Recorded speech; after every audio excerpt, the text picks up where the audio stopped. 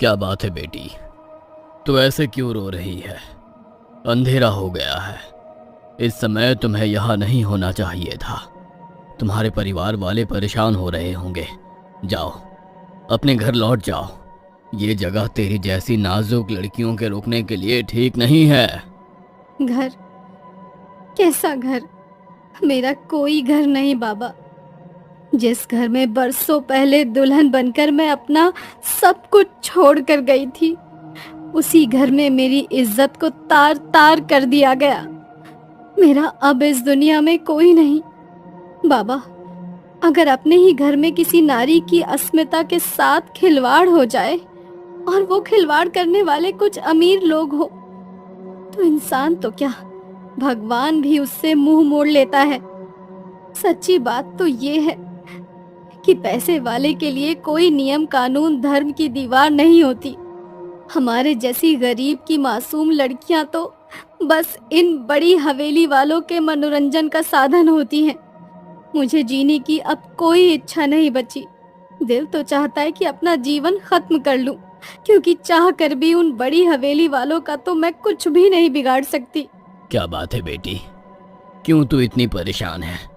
ऐसा क्या हुआ है तेरे साथ? मुझे पूरी बात बता। बाबा, 15 साल की उम्र में हवेली में बड़ी मालकिन की देखभाल के लिए रखा गया था मुझे। मैंने दिन रात एक करके मालकिन की सेवा की, लेकिन बड़े मालिक की गंदी नजर से मैं खुद को बचा नहीं सकी। उनकी पत्नी को बेटा नहीं हो रहा था, इसलिए बेटे की चाह में उस 45 साल के अधेड़ ने मुझे 18 बरस की लड़की के साथ जबरन मुझसे ब्याह रचाया। ब्याह के बाद इस शादी को ही मैंने अपना भाग्य समझ लिया और ईमानदारी से अपना पत्नी धर्म निभाने लगी। किंतु मेरे ब्याह को 9 साल बीत जाने के बाद भी जानकी प्रसाद से मुझे कोई औलाद नहीं हुई। दुनिया की नजर में अपनी मर्दानगी को बनाए रखने के लिए उसने मुझे अपने भतीजे धीरज के सामने ले जाकर पटक दिया। एक ने मुझे दूसरे के सामने ले जाकर पटक दिया और दूसरे ने मेरी मजबूरी का भरपूर फायदा उठाया। उस हवेली के सारे मर्द एक ही जैसे हैं बाबा। अपने स्वाभिमान की रक्षा के लिए मैं उनके आगे रोई गिड़गिड़ाई, अपने रिश्ते की दुहाई तक दी उस धीरज को, लेकिन उसके दिमाग पर तो शैतान सवार हो गया था। मेरे लाख समझाने पर भी उसने मेरी एक न सुनी और मेरे साथ इतना कहकर गहना फूट फूट कर रोने लगती है। मेरे अंदर अब जीने की इच्छा ही नहीं बची है बाबा। अपने गुनहगारों को उसके जीवन में हंसते मुस्कुराते आगे बढ़ते देखने से अच्छा है मैं मौत को गले लगा लूं। ऐसी जिंदगी नहीं चाहिए मुझे। मैं अब उस घर में वापस नहीं जाऊंगी। जाओ मेरे साथ। गहना के बहते आंसुओं को देखकर शमशान के बाहर साधना कर रहे कामाख्या क्षेत्र के प्रसिद्ध तांत्रिक बटुक बाबा का दिल करुणा से भर उठता है। देख गहना, माना कि तेरे साथ बहुत गलत हुआ है, किंतु मृत्यु किसी भी दुख का अंत नहीं होती, ना ही किसी भी समस्या का समाधान आत्मा से मिल सकता है। अगर मन में लगन सच्ची हो तो इंसान कुछ भी कर सकता है। इंसान को अपने आप को इतना मजबूत बनाकर रखना चाहिए कि कोई भी परिस्थिति उसे तोड़ ना सके। तू स्त्री है, इसका मतलब ये नहीं कि कमजोर भी हो। लोना चमारी का नाम सुना है तूने?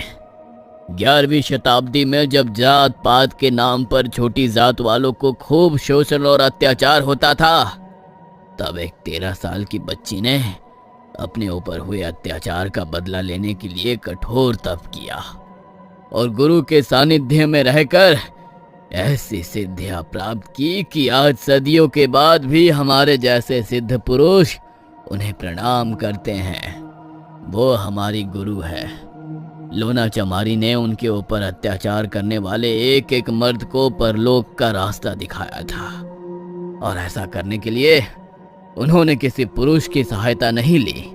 अगर तू चाहे तो तू भी अपने ऊपर हुए अत्याचार का बदला ले सकती है। बस मन में लगन सच्ची होनी चाहिए। मेरी लगन बिल्कुल सच्ची है बाबा। उस बड़ी हवेली के इकलौते वारिस धीरज को मिट्टी में मिलाने के लिए किसी भी हद तक जाने को तैयार हूँ। बस आप मेरे गुरु बनकर मेरा मार्गदर्शन करिए। तू फिक्र मत कर, मैं तुझे लोना चमारी के शाबर मंत्रों का ज्ञान दूंगा। तू लोना चमारी की साधना कर। एक बार तुझसे योगिनी लोना प्रसन्न हो गई, उसके बाद जो चाहेगी वही होगा। बाबा से लोना चमारी के साधना मंत्र लेने के बाद गहना चुपचाप वापस हवेली लौट आई थी। 12 दिन बाद अमावस्या की रात थी। अमावस्या की रात पूरी हवेली नींद के आगोश में पहुंच गई थी। गहना चुपचाप उठी और बाबा की बताई हुई सामग्री को एकत्रित करने के बाद सीधा शमशान भूमि की ओर चल पड़ी। शमशान भूमि पहुंचने के बाद उसने घने पेड़ के नीचे आसन बिछाया और सामने लाल रंग का वस्त्र बिछाकर उसके ऊपर बाबा की दी हुई गुरु गोरखनाथ की तस्वीर लगा दी। इसके बाद उसने एक पत्थर में एक लड्डू, पान, 2 लौंग इलायची और 7 तरह की मिठाइयां रखकर थाल सजा दिया। इतना करने के बाद गहना ने बाबा का बताया हुआ लोना चमारी को साधना वाला शाबर मंत्र पढ़ना शुरू किया और 1008 बार उस मंत्र का पाठ करना शुरू कर दिया। पाठ शुरू करने से पहले गहना ने अपने चारों ओर एक सुरक्षा चक्र बना लिया था, क्योंकि बाबा ने उसे बताया था कि लोना चमारी तंत्र की महायोगिनी है। इसलिए उनकी सिद्धि करते समय उनके साथ साथ कुछ भटकती हुई प्रेत आत्माएं और पिशाच इत्यादि भी वहां पर प्रकट हो सकते हैं। यदि सुरक्षा घेरा ना बनाया जाए तो वो साधक को नुकसान पहुंचा सकते हैं। बाबा की बातों को ध्यान में रखकर गहना मध्य रात्रि से लेकर ब्रह्म मुहूर्त तक शमशान भूमि में बैठकर लोना चमारी की साधना करती रहती है, किंतु उसे ऐसा कोई भी संकेत नहीं मिलता जिससे पता चले कि उसकी साधना पूरी हो गई है। उदास मन से गहना पत्तल में रखा हुआ भोजन का सारा सामान एक पत्थर पर सिंदूर चढ़ाने के बाद वहां रख देती है। अगले दिन गहना एक बार फिर से साधना शुरू करती है। साधना समाप्त करने के बाद उसने देखा कि पत्तल में रखा हुआ लड्डू, मिठाइयां और पान अपने स्थान से गायब हो गया है। ऐसा लगता था किसी ने उठाकर उसे खा लिया है। यदि आपने मेरी साधना को स्वीकार लिया है तो कृपया करके कोई संकेत दें। गहना के इतना कहते ही शमशान भूमि का वातावरण एकाएक बदलने लगता है और चारों ओर गहरी ठंडक फैलने लगती है, जिससे गहना को अब कपकपी छूटने लगी थी। अभी तक चल रही मंद हवा तेज आंधी का रूप ले लेती है और पेड़ के तने टूट टूट कर नीचे गिरने लगते हैं। आप शांत हो जाइए माता, मैं समझ गई आप यहीं कहीं हैं। अगले दिन गहना एक बार फिर बाबा के पास जाती है। बाबा, आपके बताए अनुसार मैंने 2 दिनों तक शमशान में साधना की और अंत में मैंने देखा कि उन्होंने मेरे द्वारा लाया हुआ भोग भी स्वीकार कर लिया, किंतु मुझे समझ में नहीं आ रहा है कि अब मैं उनकी सिद्धि की सहायता से अपना बदला कैसे पूरा करूंगी। माँ लोना को सिद्ध करने का मतलब ये है कि अब माँ लोना का आशीर्वाद तेरे साथ है। उनका ध्यान करके तू जो भी तंत्र मंत्र अब उस हवेली पर छोड़ेगी, उसे सफल होने से कोई नहीं रोक सकेगा। तेरे किए तंत्र का कोई बड़े से बड़ा तांत्रिक भी काट नहीं सकेगा। ऐसी है महायोगिनी लोना चमारी की सिद्धि। अब समझे? समझ गई बाबा। मेरे दुश्मनों को खून के आंसू रोने का समय आ गया है। किसी को नहीं छोड़ूंगी मैं, एक एक से चुन चुन कर बदला लूंगी। उस हवेली को मरघट ना बना दिया तो मेरा नाम भी गहना नहीं। गहना के आंसू देखकर बाबा से एक बहुत बड़ी भूल हो गई थी। उन्होंने गहना को जो मार्ग दिखाया वो सच्चाई का मार्ग था, किंतु बाबा नहीं जानते थे कि गहना एक चालबाज और कपटी स्त्री है। बदले की आग में अंधी होकर उसने लोना के शाबर मंत्रों का प्रयोग करके देवी प्रसाद के बेटे धीरज पर मृत्यु तंत्र छोड़ दिया था। गहना के तंत्र का ही प्रभाव था कि हर गुजरते दिन के साथ धीरज की हालत बद से बदतर होती जा रही थी। पूरे गांव देहात हर आदमी के जुबान पर यही बात थी कि देवी प्रसाद का बेटा ज्यादा दिन का मेहमान नहीं है।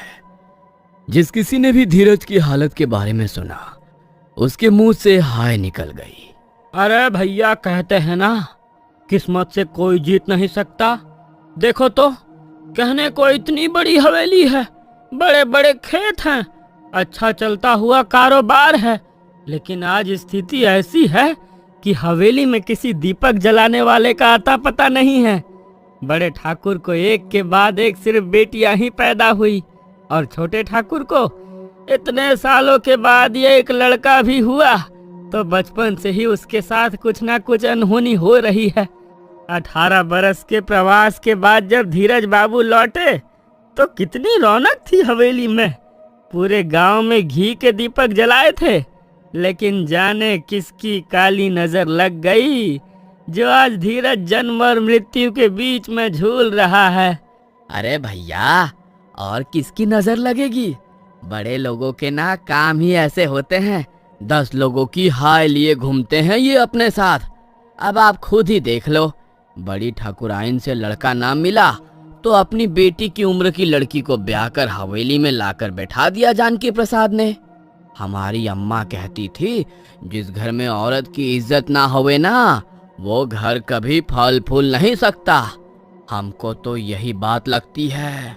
अरे इन ठाकुरों ने कभी लड़की जात की इज्जत करी है जो उनके घर में खुशियां आती? 3 बेटी पैदा हुई जानकी को, लेकिन हवेली में हमेशा ऐसा मातम पसरा रहा जैसे जन्म नहीं मृत्यु हुई हो किसी की। बड़ी मालकिन की हाय ले डूबी इस हवेली को। देखना बचेगा नहीं ये छोरा। कैसे बेइज्जत करके निकाला था उनको और उनकी बेटियों को इस हवेली से। खून के आंसू पी कर गई थी बेचारी, मरते दम तक इस अपमान को भूलेंगी नहीं। अरे हमको तो कभी कभी लगता है वही कुछ तंत्र मंत्र करवाई है छोटे ठाकुर के बेटे पर। और हम बताए, ऐसे मामलों में ना कोई घर का ही शामिल होता है, बाहर वालों की क्या बिसात कि उनके घर में घुसकर टूना टोटका छोड़ जाए। बात तो तुम ठीक कहते हो भैया, लेकिन हमारी एक सलाह मानो, किसी के सामने ये सब बातें ना कहना। अरे ठाकुर के कानों में अगर ये बात पड़ गई ना तो बिना बात हमारी जान की मुसीबत हो जाएगी। हाँ, गांव में जितने मुंह उतनी बातें चल रही थी और इसी तरह घूमते घूमते शिष्यों के माध्यम से बात बाबा के कानों तक भी पहुंच जाती है। बाबा, मुझे ऐसा लगता है कि आपको एक बार चलकर हवेली में उस बच्चे से मिल लेना चाहिए। अरे बड़ा ही मासूम बच्चा है, बहुत कष्ट झेले हैं उसने। पहले ही उनके कुल गुरु के कहने पर पूरे 18 बरस हवेली से दूर रहा है वो। अब जब लौट कर आया भी तो ना जाने किसकी काली नजर लग गई उस बच्चे को। क्या धीरज के माता पिता कभी जान पाएंगे कि उनके बेटे के ऊपर लोना चमारी के शाबर मंत्रों के द्वारा टोना किया गया है? क्या लोना चमारी के शाबर मंत्रों को कोई काट पा